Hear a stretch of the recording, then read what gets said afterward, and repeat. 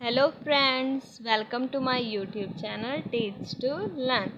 आज की इस वीडियो में हम बात करने जा रहे हैं अपने टॉपिक के बारे में, जिसका नाम है electric field due to an infinite plane sheet of charge. अब आप सोचेंगे कि infinite plane sheet of charge क्या होती है। Infinite plane sheet of charge क्या होती है? इसी शीट की तरह होती है, पर उसका एक फ़र्क होता है कि हमने जैसे इस शीट में यहाँ पे लिखा है कुछ, तो इसके पीछे हमें बहुत कम ही दिखेगा कि हमने इस शीट पे क्या लिखा है। पर जो infinite plane sheet of charge होती है वो तो बहुत बड़ी शीट होगी, और उसके जो चार्ज होंगे वो चार्ज तो क्या होंगे, एक ही साइड होंगे, पर हमें ऐसा लगेगा कि वो चार्ज क्या है, दोनों शीट्स के अराउंड इस साइड भी है और इस साइड भी। हमें पता ही नहीं चल पाएगा कि वो चार्ज असल में शीट के किस साइड पे है। इससे हम ये पता लगा सकते हैं कि वो एकदम बहुत थिन शीट होगी। उसे हम कहते हैं infinite plane sheet of charge. तो ठीक है, आपको पता चला infinite plane sheet of charge का मतलब क्या है, कि जो सेम चार्ज है शोज ऑन बोथ साइड। इस साइड भी शो होगा वही चार्ज, और इस पेज के दूसरी साइड भी हमें सेम वही चार्ज शो होगा। अब इसमें हम करने क्या वाले हैं, सबसे पहले आइडिया क्लियर कर लेते हैं। हमने शीट ली है, तो शीट का क्या होगा, एक सरफेस चार्ज डेंसिटी होगा सिग्मा, और हम क्या कंसीडर करेंगे, दो पॉइंट्स कंसीडर करेंगे। अब जो चार्ज है, इस शीट है, इसके ऊपर जो चार्ज है दोनों तरफ शो हो रहा है। चार्ज दोनों तरफ शो हो रहा है तो इलेक्ट्रिक फील्ड भी दोनों तरफ एक्ट कर रही होगी। इसी कारण हम क्या करेंगे, प्लेन इस शीट के फ्रंट साइड पे भी एक पी पॉइंट कंसीडर कर लेंगे और बैक साइड पे भी पी पॉइंट कंसीडर कर लेंगे। अब आप ये जो शीट है इसे ऐसा समझे कि ये एक पहाड़ है, बहुत बड़ा पहाड़, और ये जो पी पॉइंट है, पी पॉइंट एक छोटी सी चींटी के बराबर समझ लो कि एक पहाड़ के आगे कोई चींटी थोड़े डिस्टेंस पे खड़ी है। तो हम ये ऐसा सोचें कि ये जो इनफाइनाइट, इसी कारण इसे infinite plane sheet of charge कहा है, क्योंकि ये बहुत बड़ी प्लेन शीट ऑफ चार्ज है, इसीलिए हम इसे ऐसे कंसीडर करेंगे। और हम जो पी पॉइंट लेंगे वो क्या लेंगे, आर डिस्टेंस पे लेंगे बोथ साइड पे, और हम दो पॉइंट कंसीडर करेंगे आर डिस्टेंस पे, और हमें क्या करना है, इसी पी पॉइंट पे इलेक्ट्रिक फील्ड इंटेंसिटी फाइंड करनी है। अब हम ये सोचेंगे कि ये तो infinite plane sheet of charge है, पी पॉइंट पे अगर हमें इलेक्ट्रिक फील्ड इंटेंसिटी फाइंड करनी है तो उसके लिए तो हमें एक गॉसियन सरफेस ड्रॉ करना पड़ेगा, तभी हम फाइंड कर सकते हैं। तो इस प्लेन शीट ऑफ चार्ज के लिए हम कैसा गॉसियन सरफेस ड्रॉ करेंगे, एक सिलेंडर जैसा, और उस सिलेंडर की जो लेंथ होगी वो कितनी होगी, 2r होगी, और एरिया क्या होगा इस सरफेस का, a। ये जो हमने सरफेस ड्रॉ किया है इसका एरिया कितना होगा, a। तो इसकी सरफेस चार्ज डेंसिटी भी कुछ होगी, sigma is equal to charge acting per unit area, क्योंकि इसका एरिया ए है और इसके ऊपर ये जो चार्ज है वो कितना एक्ट कर रहा है, क्यू चार्ज एक्ट कर रहा है। अब जो हमें पता है कि हमें इलेक्ट्रिक फील्ड इंटेंसिटी फाइंड करनी है, इसमें भी हमें इलेक्ट्रिक फील्ड इंटेंसिटी कैसे पता चलेगी, दो तरीक़ों से पता चलेगी। क्योंकि ये एक सिलेंडर है, सिलेंडर का क्या है, कर्व्ड सरफेस भी है और दो एजेस भी हैं। कर्व्ड सरफेस और एजेस होने के कारण हमें दो बार इलेक्ट्रिक फ्लक्स फाइंड करनी पड़ेगी। फिर उसी इलेक्ट्रिक फ्लक्स से हम क्या करेंगे, इलेक्ट्रिक फील्ड इंटेंसिटी फाइंड करेंगे। तो टोटल इलेक्ट्रिक फ्लक्स कैसे आएगी, flux due to curved surface plus flux due to edges. ये होगी हमारे पास इक्वेशन नंबर 1। अब हम सबसे पहले ये देखेंगे कि flux due to curved surface कैसे आएगी। ये है हमारे पास कर्व्ड सरफेस, और इस कर्व्ड सरफेस पे ये है क्या है, हमारे पास शीट है। शीट को आप इस तरह मान लें, ये अगर शीट है, शीट के इस साइड भी पी पॉइंट कंसीडर किया हुआ है और इसके बैक साइड भी पी पॉइंट कंसीडर किया हुआ है। पर इसके ऊपर क्या है, पॉजिटिव चार्ज है।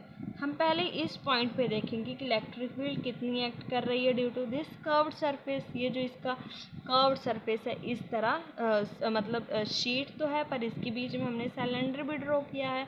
तो सिलेंडर के कर्व्ड सरफेस के कारण पी पॉइंट पे कितनी इलेक्ट्रिक फील्ड इंटेंसिटी लग रही है और उस इलेक्ट्रिक फील्ड इंटेंसिटी के कारण फ्लक्स कितना लग रहा है। जो कर्व्ड सरफेस है और इस चार्ज के कारण इलेक्ट्रिक फील्ड इंटेंसिटी की डायरेक्शन तो इसी साइड होगी, क्योंकि ये तो एक प्लेन शीट चार्ज है और इसके ऊपर पॉजिटिव चार्ज है। पॉजिटिव चार्ज से इलेक्ट्रिक फील्ड इंटेंसिटी बाहर निकलती है तो इसकी डायरेक्शन क्या होगी, इस साइड। पर कर्व्ड सरफेस है, उस कर्व्ड सरफेस के ऊपर जो हम एरिया एलिमेंट कंसीडर करते हैं किसी भी सरफेस के ऊपर, वो उसके हमेशा क्या लेते हैं, उस सरफेस के नॉर्मल लेते हैं। अब अगर ये कर्व्ड सरफेस है, इसके ऊपर भी हम एरिया एलिमेंट लेंगे तो वो क्या होगा, इसके नॉर्मल हो जाएगा। पर इलेक्ट्रिक फील्ड इंटेंसिटी क्या है, इस डायरेक्शन में जा रही है। यहाँ पे आप देख ही सकते हैं इलेक्ट्रिक फील्ड इंटेंसिटी इस चार्ज शीट के कारण इसके पैरेलल है, पर इस कर्व्ड सरफेस पे जो एरिया एलिमेंट होगा वो क्या होगा, इसके नॉर्मल होगा। तो ई और डी एस के बीच में जो एंगल बनेगा वो कितना बन जाएगा, 90 डिग्री बन जाएगा। इसी कारण हमने यहाँ पे क्या लिया है, flux due to curved surface. जो कर्व्ड सरफेस का फ्लक्स आएगा वो क्या होगा, E D A cos theta. और ई और डी ए के बीच में डी ए ले लें या डी एस ले लें, स्मॉल एरिया एलिमेंट ही हमने लेना है। उन दोनों के बीच में जो एंगल कितना बन गया है, 90 डिग्री बन गया है। ये आप इस डायग्राम से देख ही सकते हैं कि ई और डी एस या डी ए के बीच में एंगल कितना बन गया है, 90 डिग्री बन गया है। इसी कारण हम जब वो डॉट प्रोडक्ट हटाएंगे तो कोस 90 आ जाएगा और कोस 90 की वैल्यू हमें पता है क्या होती है, 0। तो flux due to curved surface क्या हो जाएगा, 0 हो जाएगा।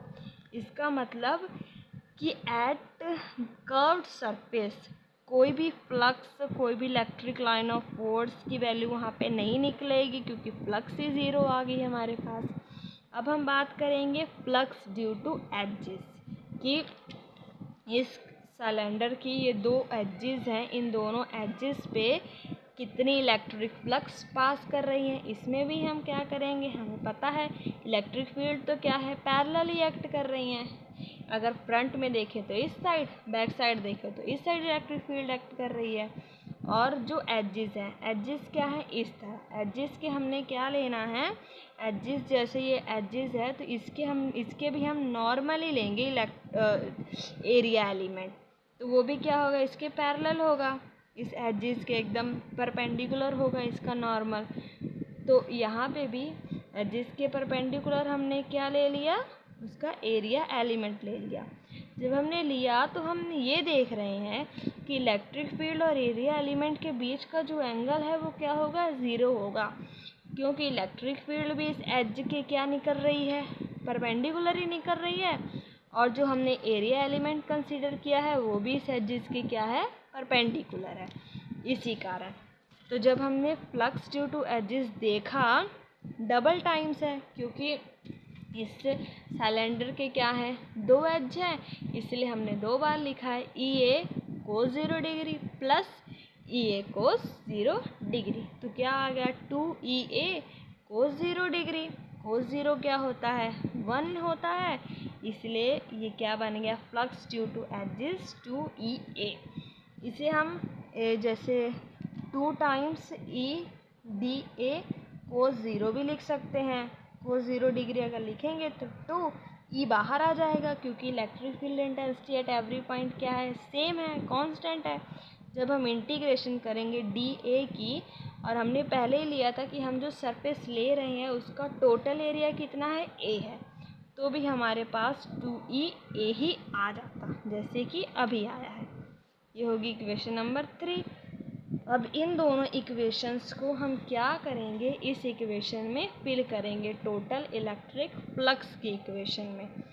कर्व्ड सरफेस एरिया की वैल्यू क्या है, 0 है, एजेस की वैल्यू क्या है, 2EA। इसका मतलब जो टोटल इलेक्ट्रिक फ्लक्स है वो किसके कारण हो रहा है? सिर्फ ड्यू टू एजेस के कारण। अकॉर्डिंग टू गॉस थ्योरम के अकॉर्डिंग फ्लक्स क्या होता है? 1/ε0 times charge enclosed in the close surface.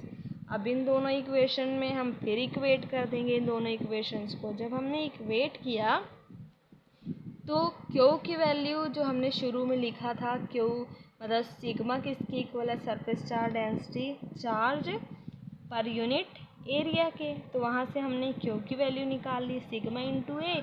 वही वैल्यू हमने यहाँ पे फिल कर दी, सिग्मा इंटू ए। ए के साथ ए कैंसिल हो गया, 2e किसके इक्वल आ गया? Sigma by epsilon not. और e किसके इक्वल आ गया? Sigma bye 2 epsilon not. यहाँ पे इस इक्वेशन से हमें ये पता चलता है कि जो इलेक्ट्रिक फील्ड इंटेंसिटी है due to infinite plane sheet of charge, वो आर डिस्टेंस पे डिपेंड नहीं करता, क्योंकि यहाँ पे हमें कहीं भी आर नहीं दिख रहा है। इस जो हमारे पास फाइनल डेरिवेशन आई है, फाइनल इक्वेशन आई है, तो हम ये कह सकते हैं कि जो इलेक्ट्रिक फील्ड इंटेंसिटी है due to infinite plane sheet of charge, वो यूनिफॉर्म है। क्योंकि यूनिफॉर्म इलेक्ट्रिक फील्ड में यही होता था कि वो जो यूनिफॉर्म इलेक्ट्रिक फील्ड होती थी वो डायरेक्शन और उनका मैग्नीट्यूड सेम होता था, पर वो भी किसी डिस्टेंस पे डिपेंड नहीं करती थी, सेम इसी तरह। तो हम ये कह सकते हैं कि ये क्या है? एक यूनिफॉर्म इलेक्ट्रिक फील्ड की तरह एक्ट कर रही है। तो यहाँ पे हमारा टॉपिक क्या हो गया? कंप्लीट हो गया।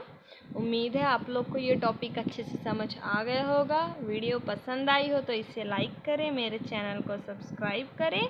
Thanks for watching my video.